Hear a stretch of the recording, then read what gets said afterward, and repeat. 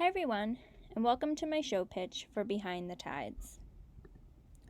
Behind the Tides is a 45-minute television teen drama about the lives of teenagers in Manzanita, Oregon, as a well-mannered and manicured utopia with untold secrets behind closed doors. The target audience for this show will be young females in the age range of 13 to 30 in North America. Behind the Tides would be rated TV-13 for the use of some strong language and relationship themes that are woven through.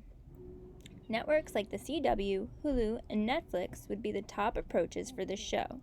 The CW because of its content-directed audience that this network is geared towards, but more likely to be focused on Hulu and Netflix because of its dissemination goals, which will be further discussed in just a moment. Some other shows and movies that this show would fall in line with would be Riverdale, Desperate Housewives, Pretty Little Liars, as well as movies like The Stepford Wives and Pleasantville. Back to the dissemination process. The hope for the show is that it would be binge-worthy, something that young women would want to consume in larger quantities because they relate to the characters and feel emotionally invested enough to desire to know what's coming next.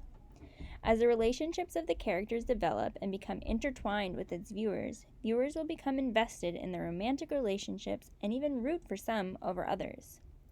Because each episode is 45 minutes long, viewers will have to break up watching sessions enough to discuss with friends the lives of these characters and encourage others to catch up to where they are for future conversations. Some anticipated issues that might arise from this include making sure that the show is relatable for this age range in a way that makes it desirable and not cringy. There's a fine line for teenage girls in terms of what is acceptable and what is just trying too hard. For a plot synopsis, the pilot starts off with our main character, Charlie, moving to his new home in Manzanita, Oregon, a small, well-manicured neighborhood. Throughout this episode, we learn about financial problems that Charlie's family is going through and why it is that they've moved. In the midst of this, his family still holds on to hope for better things to come. In the meantime, Charlie is trying to get a grasp on his new surroundings. He meets a new group of friends whose lives seem spotless and just as well manicured as the neighborhood they live in. But not everything is what it appears to be when he finds one of his new friends, Mel, crying on the beach. Charlie begins to ask himself what his new friends are hiding and what sorts of things are really going on in Manzanita. For the series finale. Throughout the series, more and more of the students' secrets come to light. We see that things really aren't perfect in Manzanita, but Charlie and his family are able to point this community towards hope and healing. Charlie shows his friends that they are broken, and so is everyone else, and that faith will continue to guide them in life.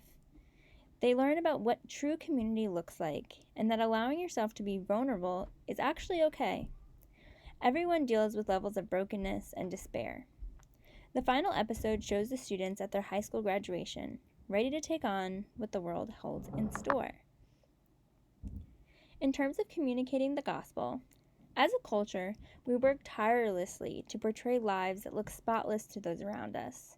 We don't want others to know we are broken or working through issues.